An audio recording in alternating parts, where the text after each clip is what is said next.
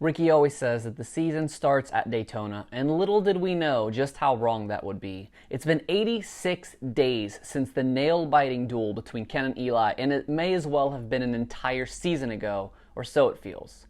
It's more like the season ended in Daytona, and we're on the brink of booting up a completely new season in a different time and a different place.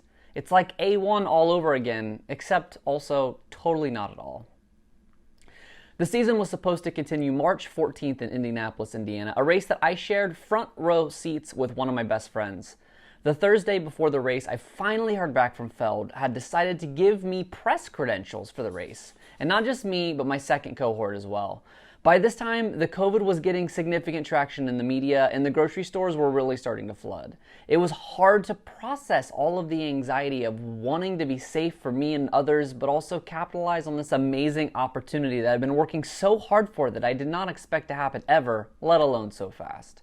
But only a few hours later, Twitter was already on fire with the news that the races would happen without a pit party. That's fine. We got the credentials. And then it was no fans at all. And I would still be like, yeah, but we got credentials. We can still get in the building. And then it was finally announced less than 48 hours before the event that there would be no racing in Indy at all, or anywhere, maybe for a very long time. My name is Donnie, and this is Rotocross, or RotoX Fantasy if you prefer, your one-stop shop for all things fantasy moto, and the only channel on YouTube breaking down riders every single week and helping you get the most out of your PulpMX fantasy picks. As always, I have 5 rider stats for you to know before picking, as well as what my mid-week team looks like before qualifying. I'm not trying to go all Jason Wygant here with a long single-take marathon message like he does with the Weed Show every week, my favorite one to watch, by the way. But this is a weird time, and I wanted to share with you what I've been up to the past 80 days. I was already feeling some sort of down after the insane high and then extreme low of Thursday's revelations. And then, much like many of you, I started to get help elsewhere. Roto has made a grand total of $0. My income is driven by a completely separate avenue of business that I started in 2014. The majority of that income comes from the form of setting up booths at events, primarily import car events, selling decals and apparel, and that I make everything from this very same office that I'm broadcasting in right now. Midwest weather allows car events to happen from April to September, so by the time March rolls around, I'm usually breathing fumes, and I'm waiting for our big 3 events, the first 3 of the year that take place in April and May. But those were also canned, and no reschedule in sight. It's much like Supercross, but for me, it's actually a little worse. I was able to supplement that by upping our online promotion to drive some sales, but even 3 or 4 of our best months ever wouldn't even come close to replacing the income lost from canceling those 3 shows. So it's been a rough 3 months for me since we last spoke, and quite honestly, I just haven't had the energy or the emotional capacity to be active on the Roto social medias or just the motocross community in general. I had no interest in keeping up with any of the riders. I barely kept up with Pulp or RacerX podcasts. I haven't even ridden the dirt bike or the supermoto yet this year. I hope you understand and forgive my absence, and also forgive me for taking all this time to get this off my chest. But here we are, not A1, but SLC1. SLC1 feels an awful lot like A1. I feel like I'm making my first video again. By the time I finally had a format and I had my scripting down, I had 3 months off and a slight reset to the season and to myself.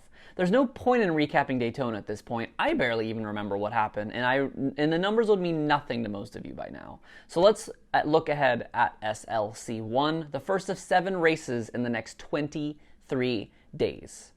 One interesting thing about the format is that we all know each and every rider that's going to make that night show before anyone even touches the dirt. These 80 riders are already public knowledge, and there are many notable riders missing from this list, and even a few on the list that we didn't expect to see again this season. Let's take a look at some of those who are in and some of those who are out for SLC1 this weekend. First up, the big gun, shouldn't be surprised to anyone. AC9 Adam Cianciarulo will return for Monster Energy Kawasaki after breaking his collarbone in Arlington. You know what AC can do. A top 5 talent and a -3 double points eligible handicap means AC is likely to be the highest pick trend for probably the 6th time this season.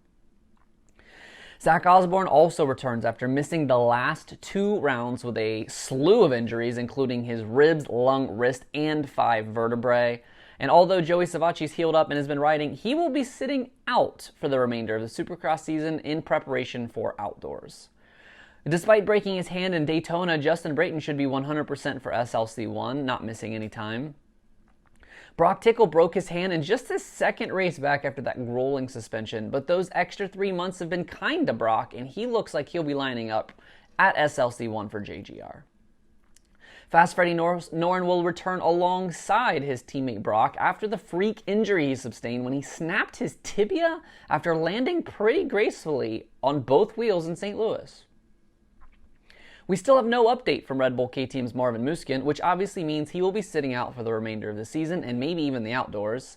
The final 450 rider to talk about, a late addition to the 40-man roster, is Kyle Cunningham. There were concerns he may not be able to race, but the HEP rider has only had a few days on the bike, but the team has confirmed that he is making the trip.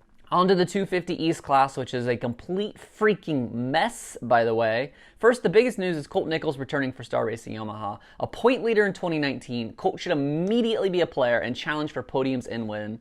His -3 handicap should also have a humongous pick trend this weekend. Kyle Peters makes his return after a broken hand at Arlington and stepping away to clinch that Arena Cross Championship. The postponed series was also kind to Jerry Robin and Nick Gaines, who both were injured in Daytona but will not be forced to miss a single race. Also making their debut in the class are top 10 contender Chris Bloss after his nasty spill on a 450 in Glendale, and Josh Osby and Cody Schock, who are recovering from preseason crashes. And now on to the people that are not going to be making it. Championship contender RJ Hampshire elected to have surgery during the off time and will miss the rest of this season, as well as podium contender Jordan Smith from Pro Circuit Kawasaki. Josh Hill just had a nasty get off earlier last week and will miss the rest of the season, as well as Joey Crown, who is still dealing with injuries lingering from his press day crash in Atlanta. Jimmy Dakotas will be stepping away from the sport, at least for now, and Cedric Subaros wasn't able to get to the races. Finally, Isaac Teasdale was just able to get on a bike this week after tearing his MCL in Atlanta and will likely also miss the rest of the Supercross season. So did you get all that? Everyone we lost in the 450s is pretty much back. The 250s are adding 5 riders that haven't raced and losing 7. Do you see why this is going to be nuts for fantasy? Before we get into the picks, I just wanted to give a shout out to DPG138 for leading the Roto-X League at Daytona with 290 points, and EXOXO for stretching that series lead out to 44 points. All right, are you still with us? It's finally time to get to the content that you signed up for when you clicked on this video. Here are the 3 riders you should target this weekend, and there are 2 riders that I think you should avoid. Let's start with the bad guys. Malcolm Stewart will likely be a trendy pick moving forward with a 7 handicap, and the fact that he's been in the top 8 in 8 out of his 10 races, that should be easy double points, right? Not so fast. Considering his last finishes of 7, 8, 8 respectively, we're missing AC and Zacho on the gate. Also considering whatever it is that Blake Baggett has been doing the last few weeks, I feel like Malcolm is poised to miss a few points without much of an upside in that All-Star spot. Personally, I would target Justin Barcia this week if I didn't already have him locked in for Daytona. Another rider I would stay away from is Aaron Plessinger. This is pretty much a repeat of the Malcolm Stewart segment. His last 3 finishes look really good on paper, but at a -1 now, he just doesn't have any value left with the return of Zach Adam and hopefully Blake getting back on track.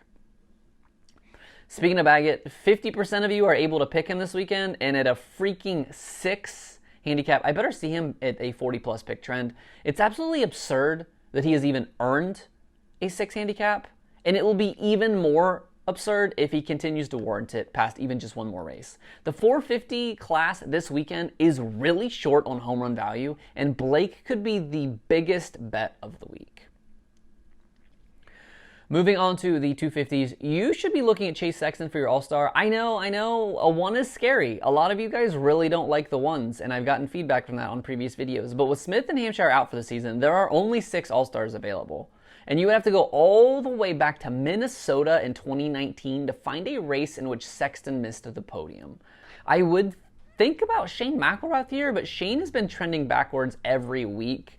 I think Shane will either win because for some reason he wins every A1 and this feels kind of like an A1, or he's going to continue to slide backwards, especially with his return of his teammate Colt Nichols. Speaking of RJ and Jordan Smith being out, that's 2 free spots in the top 10 for Jalek Swoll to move up, who has finished 9-9-9 in the last 3 mains after missing the first one. Also take Josh Hill and Joey Crown out of the mix, and Swoll quickly looks like a guy that could be fighting for top 5s.